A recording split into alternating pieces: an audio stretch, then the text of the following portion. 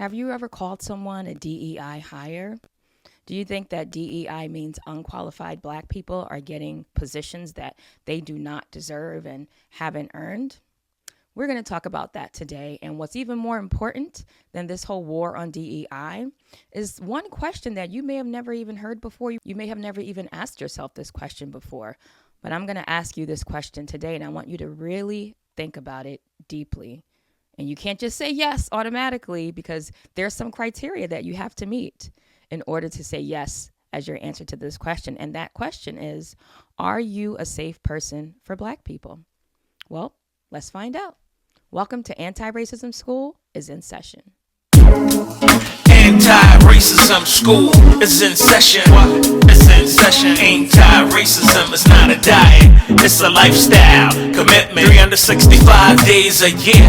Live a life that's anti-racist. Ashini teaching you, giving you that truth with love, straight, with no chaser. Understand, graceful and mindful. Open your third eye and take off your blindfold. You ain't gotta agree to understand, but understand you gotta take a stand. Anti-racism school is in session. It's in session. Anti-racism school is in session. It's in session. Ashini Mafuko wants to educate people about racism. She created a family-friendly monthly seminar called Anti-Racism School is in Session. And every month, she'll be talking about different ways to be anti-racist. Welcome to Anti-Racism School is in session, bringing you an uncommon perspective to common issues related to racism. On today's show, we're going to be talking about the war on DEI and also getting clear and getting real about whether or not you are a safe person for black people. So let's get into it.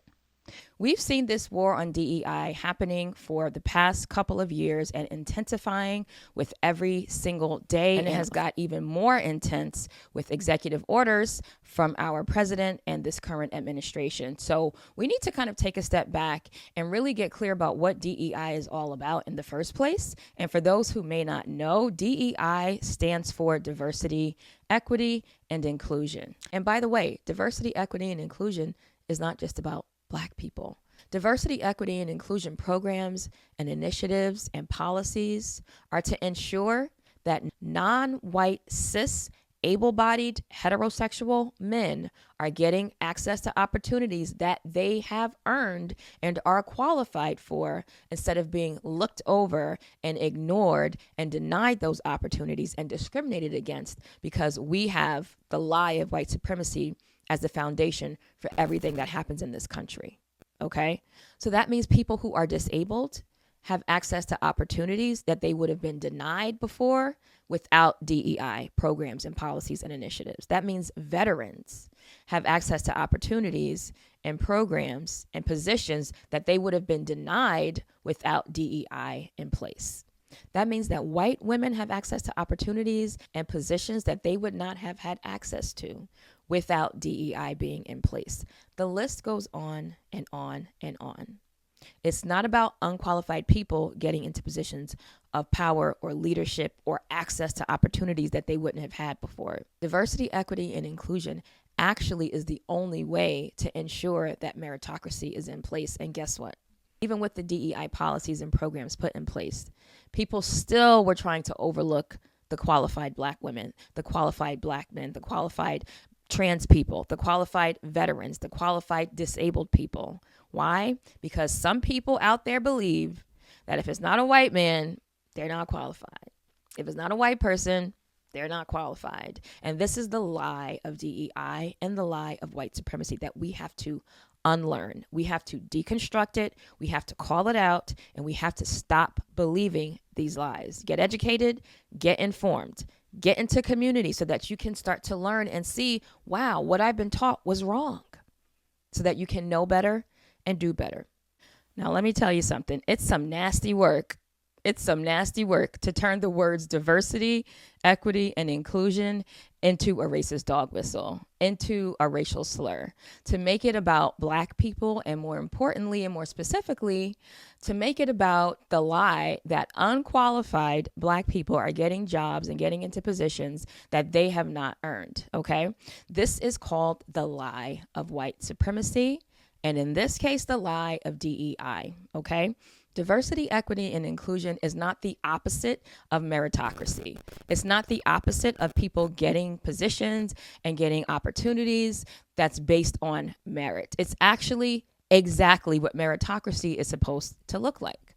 But when you have a country who has been founded on and built on systemic racism and anti-Black racism and the lie of white supremacy, what you're going to see happening, which is what has been happening now for centuries, well documented throughout history and currently, you're going to see that, number one, white men are disproportionately represented in positions of leadership and executive positions and C-suite positions, right? As heads of these large corporations, Fortune 500 corporations, et cetera, right?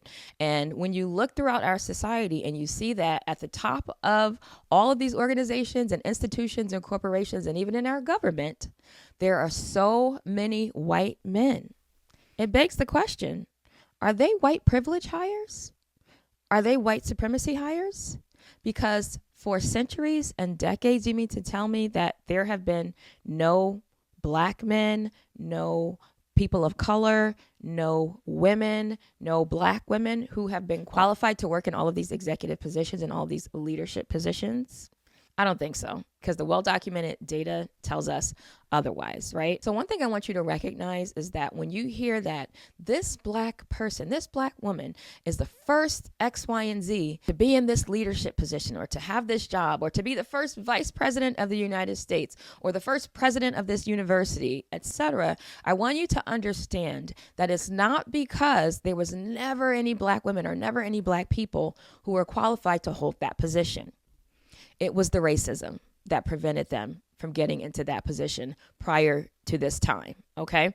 And so when you think of diversity, equity, inclusion, I want you to think of the only pathway to meritocracy, because prior to diversity, equity, and inclusion programs and initiatives being put in place, white men were just hiring other white men.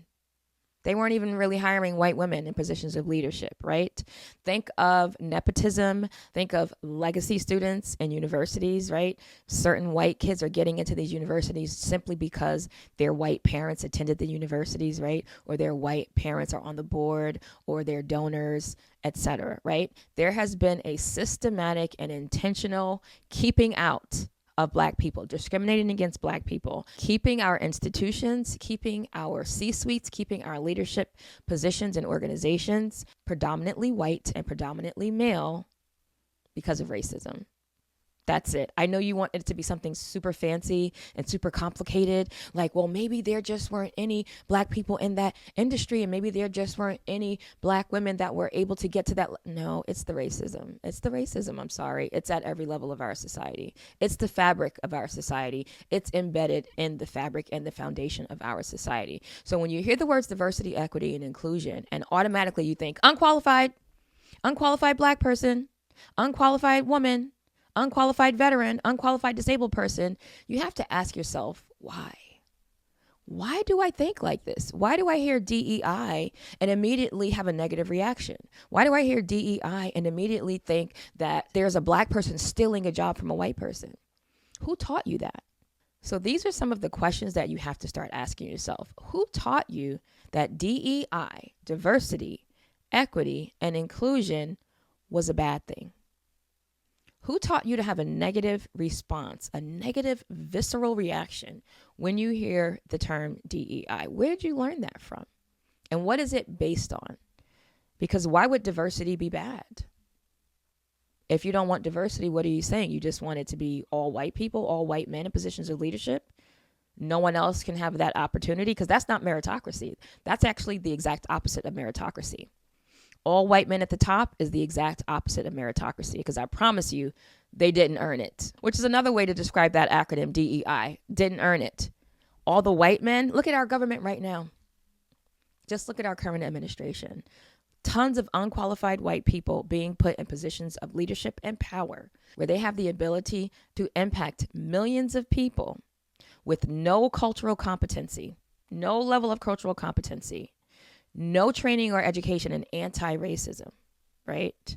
No understanding of what diversity, equity, and inclusion even is. But yet they've been put in these positions of leadership and power over the qualified Black people, Black women, people of color that actually have the education, have the expertise, have the knowledge to be in those positions. And you're also seeing now that Black people who got into these positions based on merit, based on their education and their expertise and their experience, they got into these positions of leadership, and now they're being removed by this administration and being replaced with unqualified white people. So the goal is to get you to think that anytime you see a Black person in a position of leadership, they didn't earn it. Automatically, they didn't earn it. It's DEI. They're a DEI hire. Does that sound like something to you that starts with the word R, racist? Why would you automatically assume that a Black person in a position of leadership didn't earn it, but the white man that's in the position of leadership definitely earned it? What's that based on? Okay, so this is why I tell you that you have to ask yourself and get honest with yourself about whether or not you are a safe person for Black people. Okay, if you believe that diversity, equity, and inclusion is a bad thing and represents Black people getting into positions that they are not qualified for, you are not a safe person for Black people.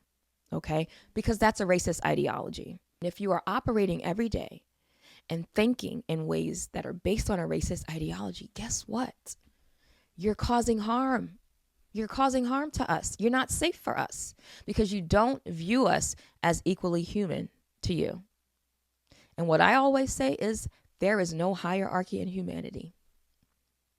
There is no hierarchy in humanity. Your life doesn't have more value than my life, and my life doesn't have more value than your life. Our lives are equally valuable, which means that we should all have access to the same rights, privileges, benefits, access, and opportunities. Why not? Why should one group of people have opportunities that another group of people are being denied? It's not right. It's not fair. And it's certainly not meritocracy. So let me give you some questions that you can ask yourself. And I'll even give you some statements to reflect on to find out whether or not you truly are a safe person for Black people. Let's get into it. So number one, if you hear the term DEI and you automatically assume that it's referring to a Black person, that it's referring to an unqualified Black person getting into a job, getting into a position, getting into some sort of leadership position where they are not qualified to be there, they're only there because they're Black, you are not a safe person for Black people, because that's not how it works. And frankly, to get into these leadership positions, we have to be even more qualified than our white counterparts. We have to be overqualified, okay? And what's sad is that even when we're overqualified and get into these positions that we have earned through merit, through experience, through our education and expertise, this is what we get in return. People assuming that we're only there because we're Black. So let's find out if you truly are a safe person for Black people. I'm going to just throw out some questions for you to think about and some statements for you to consider to find out if you're truly a safe person for Black people. Do you believe in reparations for African Americans who are the descendants of enslaved Africans in America? Do you believe in reparations? Or do you think reparations are a handout?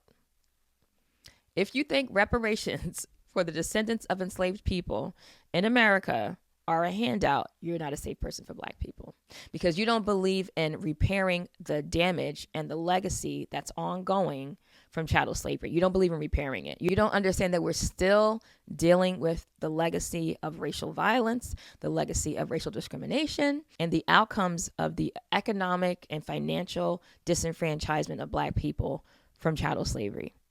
You don't get that. You think that, oh, well, it happened so long ago, they need to just move on, get over it, pull themselves up by their bootstraps and make it work. We all have access to the same opportunities today. No, we don't, which is why things like DEI had to be put in place, which is why the Civil Rights Act had to be put in place, which is why the Voting Rights Act had to be put in place, right? And what you see happening now with Project 2025 being implemented, you see how they're trying to roll back. They're forcing companies to roll back those diversity, equity, and inclusion initiatives, programs, and policies. Why? because they want to take our rights away. They want to go back to the way things were before Black people had the right to vote, go back to before it was illegal to discriminate against us, right? They want to go back to the redlining and the segregation in schools and educational institutions. This is what they're trying to do. This is what we're seeing happening right now, right in front of our eyes, okay? So if you don't believe in reparations for African Americans, you're not a safe person for Black people. If you think talking about racism just creates more racism, you're not a safe person for Black people. Number one, that doesn't even make any sense. Like, it literally doesn't make sense. That's like saying talking about cancer creates more cancer. That's not how anything works in life. Talking about the problem is not the problem. The problem is the problem. And as we talk about these issues, as we talk about these problems, number one, we can get to solutions through talking about the problems, right? We create awareness. We help people to learn new things and find out about things that they didn't know. If you've been living in a predominantly white community and you're from a white family, then you probably may not know about what's happening with Black people and the impacts of racism and some of the lies of white supremacist ideology that you've been taught through our society, through the media, through the education system, through your religious beliefs, through your family, through everything that you see around you that teaches you that Black people are less than, that Black people didn't earn it. We get into certain positions, we didn't earn it. We just got it because of affirmative action or because we're Black or because of DEI. Black people are criminals. We are prone to being criminals and that we need to be controlled and tamed and treated like animals by law enforcement, right? These are things that you don't even realize that you've been taught to believe because you've only been around people who look like you. And you've also been taught not to believe us. So when we do tell you, this is what our experience has been, this is what has been happening throughout history, how it's still impacting us today, you don't give us the benefit of the doubt. You don't even believe us. You say, oh, you're just complaining. You're just living in the past. Get over the past. The past is over. That was so long ago. But then we look around at what's happening today and we see it still happening. So it's not over. So if you think talking about racism just creates more racism, you're not a safe person for Black people. You need to unlearn that. It's dangerous, it's harmful, and it's time for you to do better. If you believe that programs and initiatives like diversity, equity, and inclusion that seek to repair the damage of centuries of discrimination, centuries of disenfranchisement and marginalization, centuries of segregation, centuries of unfair laws and racist policies and practices that have oppressed Black people, held us back, prevented us from making the progress that we should make, which is why there's a racial wealth gap. That's why the Black maternal mortality rate is so high. It has nothing to do with our health or our bodies. It has everything to do with racism. Dr. Uche Blackstock talks about that in her book, okay? So you have to get educated and get informed and understand that when policies and programs and initiatives are put in place to repair the damage of racism, to repair the damage of racist laws and policies and systems and practices, that's not reverse racism, and that's not unfair to white people. That's not taking opportunities away from white people. That's not how it works, and that's not what it is. But if you believe that, when you hear DEI, when you hear affirmative action, when you hear this is for Black businesses, this is for Black owned businesses, this fund is for Black women owned businesses, this particular scholarship is for Black kids who are wanting to go to college, this is for HBCUs, and all you hear in your mind is, it's reverse racism, it's against white people. You're not a safe person for us because you haven't even gotten educated enough to understand why these things were put in place in the first place.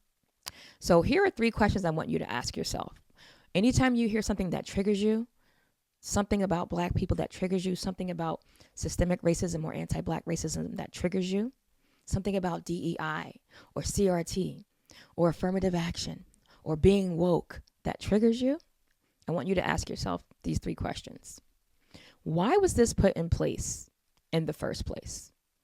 Why were DEI programs, why was diversity, equity, and inclusion even a thing in the first place? Why did they have to put these policies in place? Why did the Civil Rights Act of 1964 need to be put in place? Why? Why was it necessary? Then I want you to ask what? What was happening at the time that this was put in place? What was going on socially? What was happening in our society that these programs and these laws and policies needed to be put in place in the first place? And then I want you to ask who. Who taught you to believe that Black people are not qualified to be in positions of leadership? Who taught you to believe that anytime you see a Black student at a certain type of university, like a predominantly white institution, also known as a PWI, that they just got there through affirmative action? They didn't earn it. They're not smart enough to get into an Ivy League college. Who taught you to believe that if Black people are being shot and killed unarmed by the police, that they deserved it? They must have done something wrong. They must have not been complying. Like, who taught you to believe these certain things about Black people?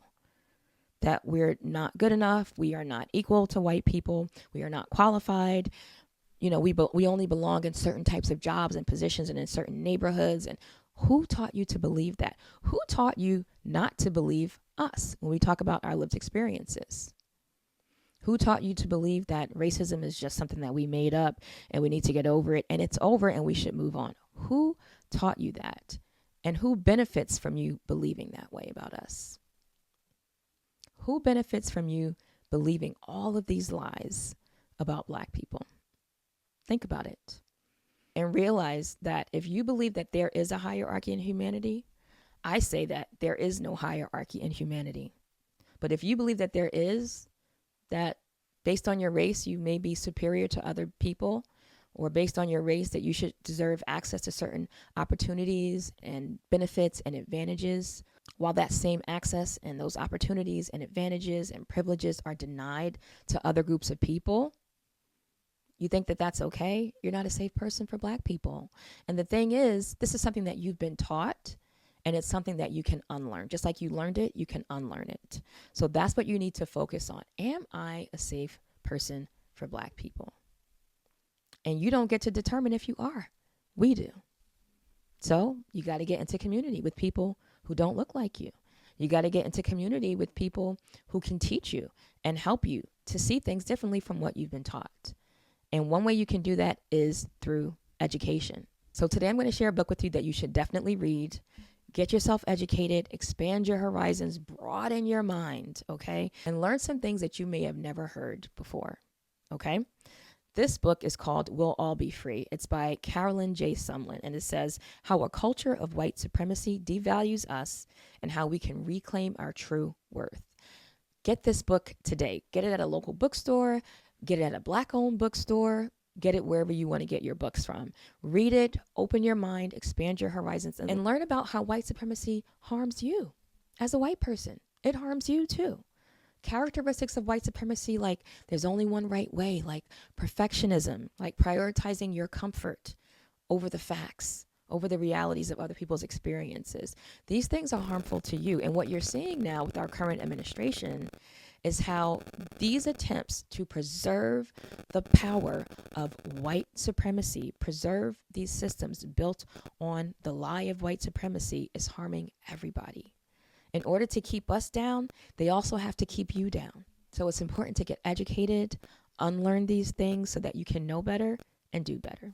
And last but not least, we are in a time where we are doing economic resistance. We are doing economic activism. And one of the ways that you can get even deeper into this is getting your money right. Okay. Not just deciding what companies you're going to spend money with and what companies you're not going to spend money with, who you're going to boycott and who you're not going to boycott, but getting your own personal finances in order. And Tiffany Aliche is the expert to help you do that. Her book, Get Good with Money, will help you to get your entire life together. Okay. She says that it's 10 simple steps to becoming financially whole. I absolutely love Tiffany.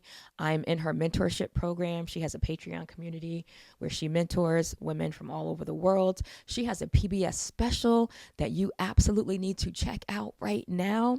I mean, there are so many ways to learn and get better with your money so that you can be empowered to make better decisions and build a solid financial future for you and for your family and for our communities. Then last but not least, I want to feature one Black-owned business today, which is SBJ Boutique. And that's where I got my beautiful earrings from. If you're watching this on YouTube, this is where I got my beautiful earrings from. I absolutely love SBJ Boutique. Make sure you go to her website, check it out. It's Black women owned, beautiful jewelry and accessories that you will absolutely love. And then from last week's show, if you remember, I featured Beautiful Creations. This denim vest that I'm wearing is from Beautiful Creations. So make sure you check her out as well if you haven't from the last show. And remember, it's time to get educated, get informed, get into community, and get to work, because anti-racism is not a diet. It's a lifestyle. I'll see you next time. Anti-racism school is in session. What? It's in session. Anti-racism school is in session. What? It's in session.